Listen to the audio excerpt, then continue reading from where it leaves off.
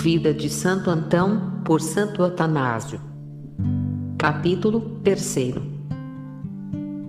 Parte 2º.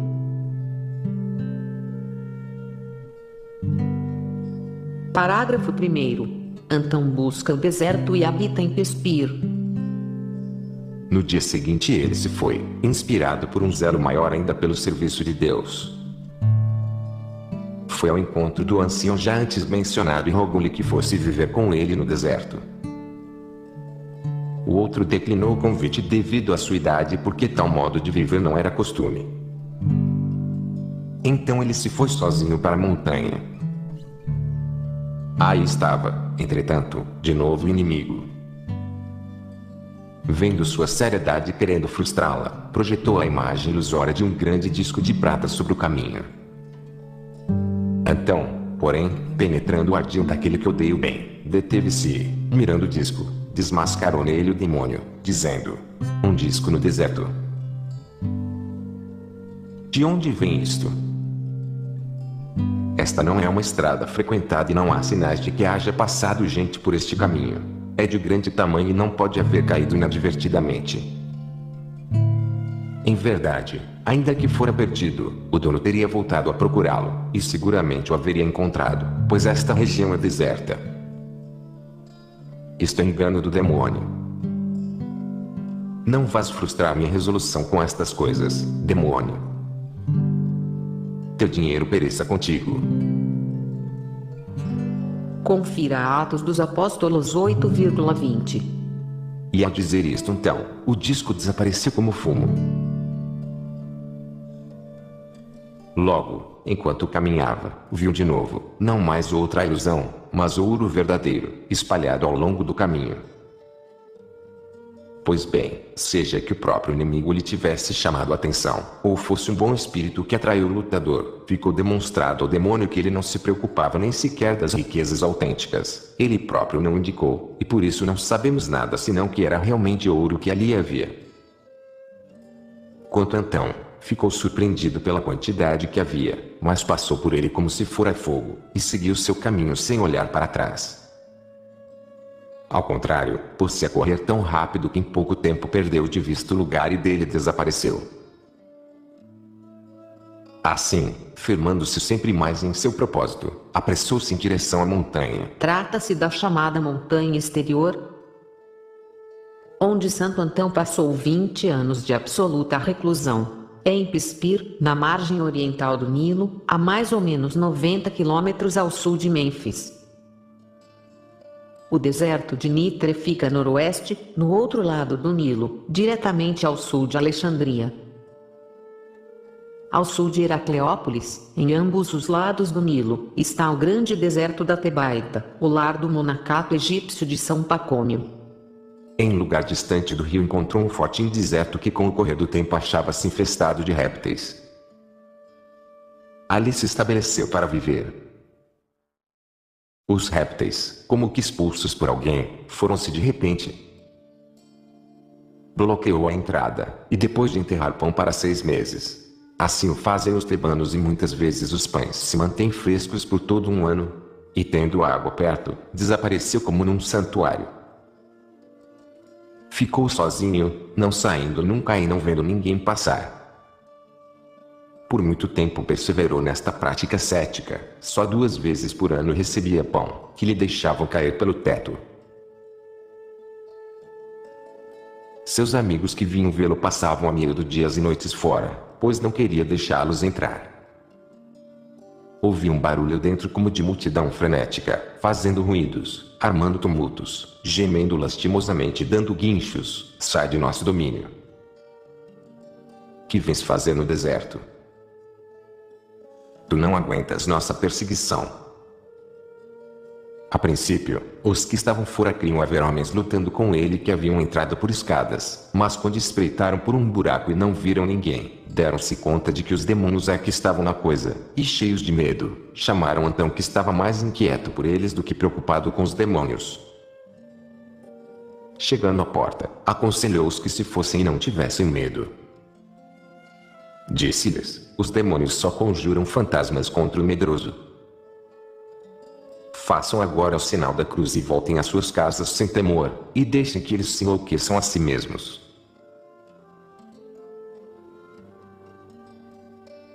Foram-se, então, fortalecidos com o sinal da cruz, enquanto ele ficava sem sofrer dos demônios mal algum, sem se cansar, nem se alterar na contenda, porque a ajuda que recebia do alto por meio de visões e a debilidade de seus inimigos, davam-lhe grande alívio em suas penas, e ânimo para um entusiasmo maior. Seus amigos vinham uma ou outra vez supondo encontrá-lo morto, mas ouviam cantar: levanta-se Deus e seus inimigos se dispersam, fogem de sua presença os que o odeiam. Como a fumaça, eles se dissipam, como se derrete a cera ante o fogo, assim perecem os ímpios diante de Deus. Salmo 67,2. E ainda, todos os povos me rodeavam, em nome do Senhor eu os expulsei. Salmo 117,10.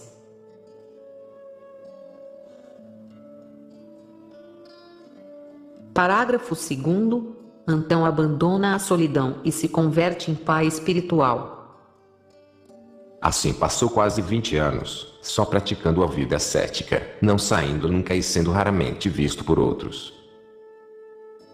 Depois disto, como havia muitos que ansiavam e aspiravam a imitar sua santa vida, E acrescenta, e se reuniram uma infinita quantidade de enfermos. e alguns de seus amigos vieram e forçaram a porta, derrubando-a. Antão saiu como de um santuário, como um iniciado nos sagrados mistérios e cheio do Espírito de Deus. Ainda que a vida seja muito sóbria quanto aos detalhes da vida pessoal de Santo Antão, há diversas anotações que permitem ver a íntima relação entre a vida ascética e vida mística. Nessa passagem, Santo Antão é apresentado como tendo atingido o cume da vida cristã, penetrou os mistérios da fé cristã e pode ser considerado portador do Espírito de Deus. A cena tem reminiscências da descida de Moisés, Êxodo 34,29 seguintes. Santo Antão, deificado assim por essa vida íntima com Deus, é agora apto para transmitir vida divina. A paternidade espiritual é o fruto de seu retiro absoluto. Foi a primeira vez que se mostrou fora do fortinho aos que vieram a ele. Quando o viram, estavam estupefatos ao comprovar que seu corpo conservava a antiga aparência, não estava nem obeso pela falta de exercício nem macilento pelos jejuns e lutas com os demônios. Era o mesmo homem que haviam conhecido antes de seu retiro. O estado de sua alma era puro, pois não estava nem retraído pela aflição, nem dissipado pela alegria, nem dominado pela distração ou pelo desalento. Não se desconcertou ao ver a multidão nem se orgulhou quando viu tantos que o recebiam. Mantinha-se completamente controlado, como um homem guiado pela razão e com grande equilíbrio de caráter. Por ele o Senhor curou muitos dos presentes que tinham enfermidades corporais, e a outros libertou de espíritos impuros. Concedeu também a Antão encanto no falar, e assim confortou a muitos em suas penas e reconciliou a outros que brigavam. Exortou a todos a nada preferir neste mundo o amor de Cristo. E quando em seu discurso exortou-os a pensar nos bens futuros e na bondade demonstrada a nós por Deus, que não poupou seu próprio Filho mas o entregou por todos nós. Romanos 8,32. Induziu muitos a abraçar a vida monástica. E assim apareceram celas monásticas na montanha, e o deserto se povoou de monges que abandonavam os seus e se inscreviam como cidadãos do céu. Confira Hebreus 3,20, 12,23. Uma vez teve necessidade de atravessar o canal de Assinui, por ocasião de uma visita aos irmãos. O canal estava cheio de crocodilos. Orou simplesmente, meteu-se com todos os seus companheiros, e passou ao outro lado sem ser tocado. De volta à cela, aplicou-se com todo zelo a seus santos e vigorosos exercícios. Por meio de constantes conferências inflamava o ardor dos que já eram monges e incitava muitos outros ao amor à vida ascética, e logo, na medida em que sua mensagem arrastava homens após ele, o número de celas monásticas multiplicava-se, e era para todos como pai e guia.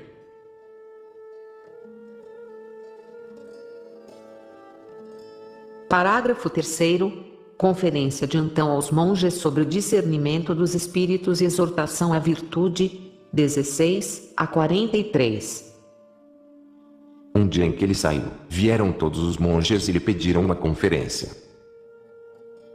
Falou-lhes em língua copta, como segue: as escrituras bastam realmente para nossa instrução. No entanto, é bom para nós alentar-nos uns aos outros na fé e usar da palavra para estimular-nos. Sejam, por isso, como meninos e tragam a seu pai o que saibam e lhe digam, tal como eu, sendo mais velho, reparto com vocês meus conhecimentos e minha experiência. Para começar, tenhamos todos o mesmo zelo, para não renunciar ao que começamos, para não perder o ânimo, para não dizer, passamos demasiado tempo nesta vida ascética. Não, começando de novo cada dia, aumentemos nosso zelo. Toda a vida do homem é muito breve comparada ao tempo vindouro, de modo que todo o nosso tempo é nada comparado com a vida eterna. E acrescenta, tendo assim começado, calou-se um momento, e admirando a excessiva generosidade de Deus, continuou. No mundo, tudo se vende, e cada coisa se comercia segundo seu valor por algo equivalente, mas a promessa da vida eterna pode comprar-se por muito pouco. A Escritura diz, ainda que alguém viva 70 anos, e o mais robusto até 80, a maior parte é fadiga inútil. Salmo 89,10. Se, pois, vivemos todos nossos 80 anos, ou mesmo 100, na prática da vida ascética, não vamos reinar o mesmo período de 100 anos, mas em vez dos 100 reinaremos para sempre. E ainda que nosso esforço seja na terra, não receberemos nossa herança na terra, mas o que nos foi prometido no céu.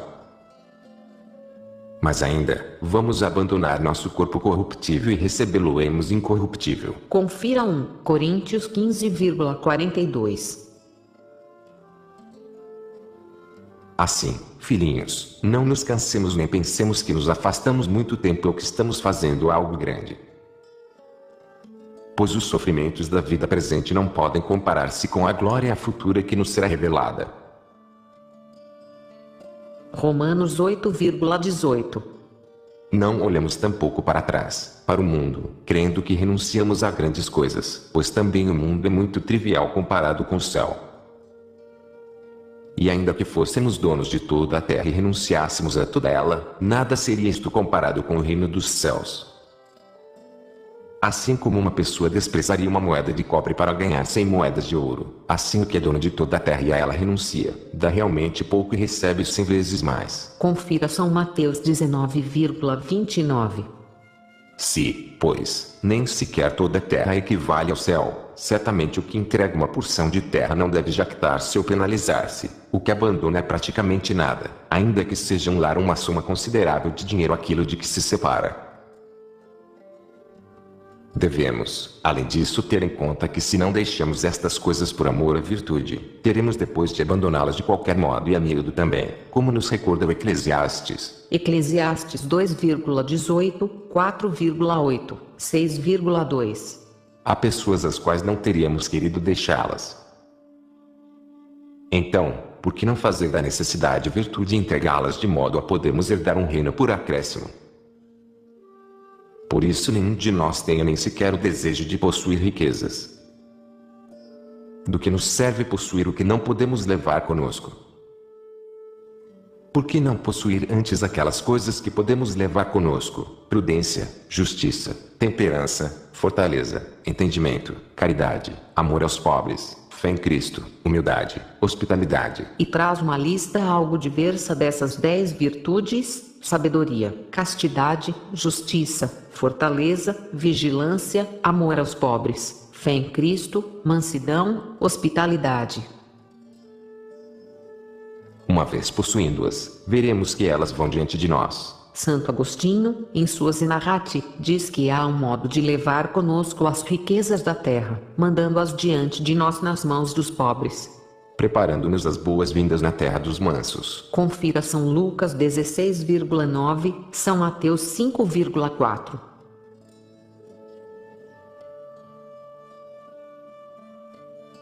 Parágrafo 4º. Perseverança e vigilância.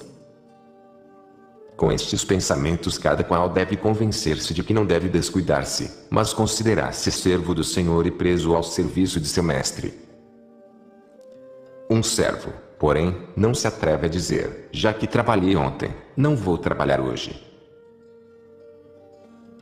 Tampouco vai se por a calcular o tempo em que já serviu e descansar durante os dias que lhe ficam pela frente. Não, dia após dia, como está escrito no Evangelho. São Lucas 12,35 a 38, 17,7 a 10. São Mateus 24,45.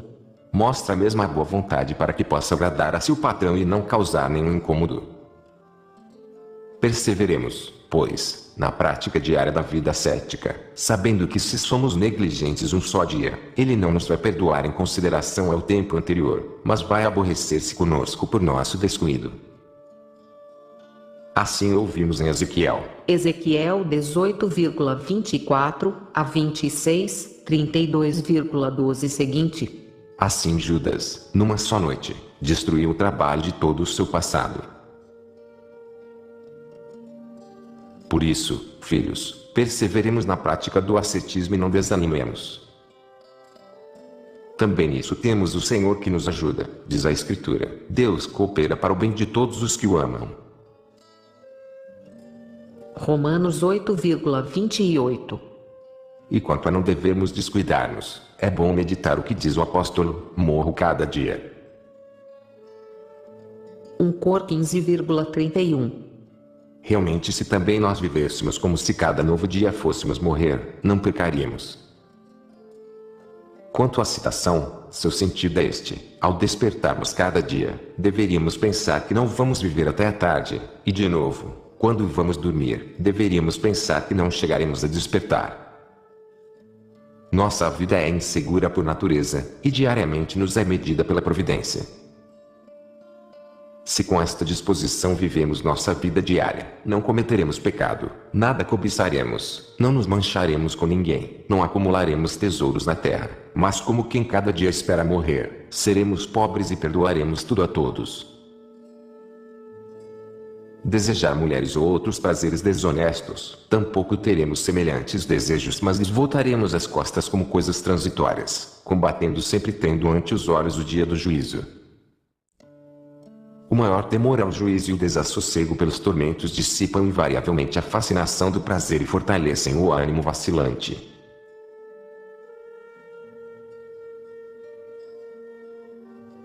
Parágrafo 5º. Objeto da virtude. Agora que temos um comércio e estamos nascendo da virtude, alarguemos ainda mais nosso passo para alcançar o que temos adiante. Confira FL 3,13. Não olhemos para trás, como fez a mulher de Lute. GN 19,26. Sobretudo porque o Senhor disse: quem põe a mão no arado e olha para trás não é apto para o reino dos céus. São Lucas 9,62.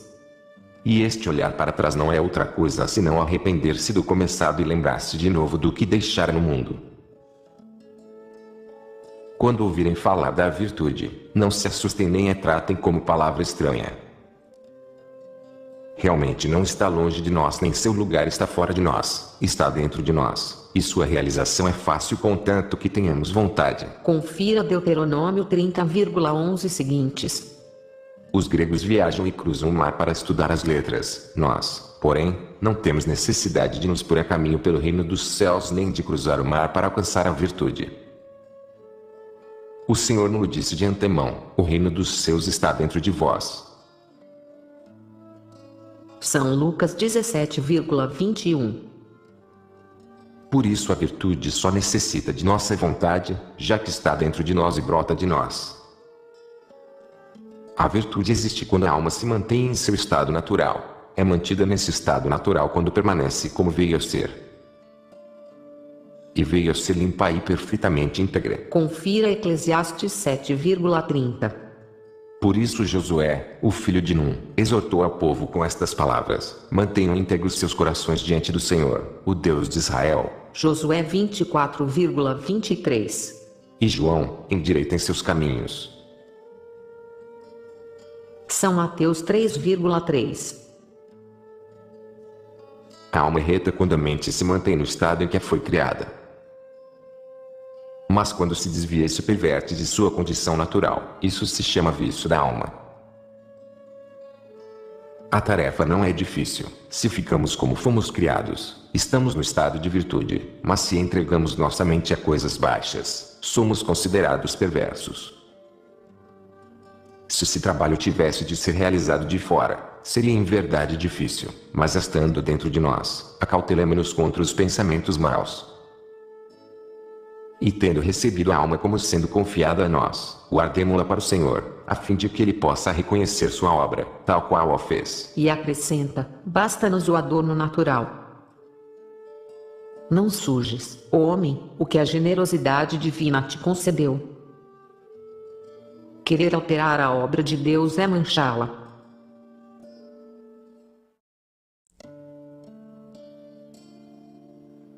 Capítulo 4. Parte 3.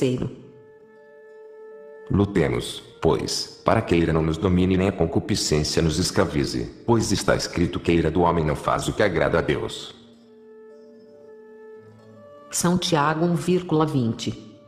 E a concupiscência depois de conceber, dá à luz o pecado, e o pecado, uma vez consumado, gera a morte.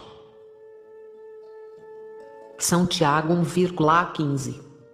Vivendo esta vida, mantenhamos-nos cuidadosamente atentos e, como está escrito, guardemos nosso coração com a máxima vigilância. PR 4,23. Temos inimigos poderosos e fortes, são os malvados demônios, e contra eles é nossa luta.